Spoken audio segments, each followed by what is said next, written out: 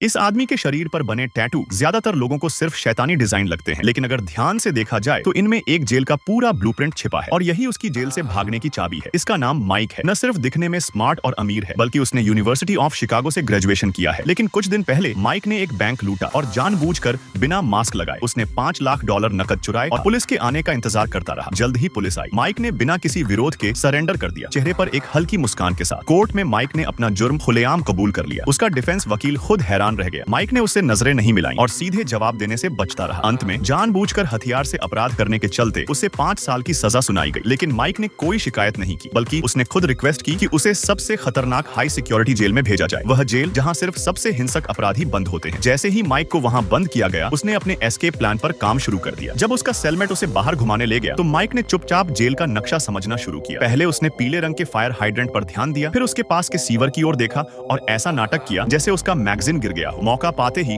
उसने वो magazine great के अंदर से सरका दी। तभी उसकी नजर एक आदमी पर पड़ी। सेलमेट ने बताया कि ये वही शख्स है जिसने वाइस प्रेसिडेंट के भाई की हत्या की थी और 2 दिन में उसकी फांसी तय है। सेलमेट ने चेतावनी दी, डेथ रो के कैदियों से दूर ही रहना बेहतर है, वरना साथ में डूब जाएगा। लेकिन माइक जरा भी नहीं डरा, क्योंकि वो आदमी उसका भाई है। असल में माइक ने बैंक सिर्फ इसलिए लूटा था ताकि उसे इस जेल में भेजा जा सके और अपने भाई को फांसी से पहले वहां से निकाल सके। माइक को पूरा यकीन था कि उसके भाई को फंसाया गया है। इसके बाद माइक जेल की डिस्पेंसरी में गया। वहां उसने झूठ बोला कि उसे डायबिटीज है और उसे रोजाना इंसुलिन इंजेक्शन चाहिए होते हैं। अपनी स्मार्टनेस और अच्छे लुक्स की बदौलत माइक ने डॉक्टर सारा का भरोसा जल्दी ही जीत लिया। लेकिन उसका असली टारगेट सारा नहीं थी, बल्कि इन्फर्मरी की स्ट्रेटेजिक लोकेशन थी। जब सारा थोड़ी देर के लिए हटी, माइक ने एक खास तरीके से मोड़ा हुआ पेपर क्रेन सीवर में डाल दिया और यकीनन वो क्रेन बाहर उस मैगजीन से मिल गया जो उसने यार्ड के सीवर में डाला था। इससे ये साबित हो गया कि इन्फर्मरी और यार्ड आपस में जुड़े हुए हैं। ये कंफर्म होते ही माइक का अगला कदम था किसी भी हाल में अपने भाई तक पहुंचना।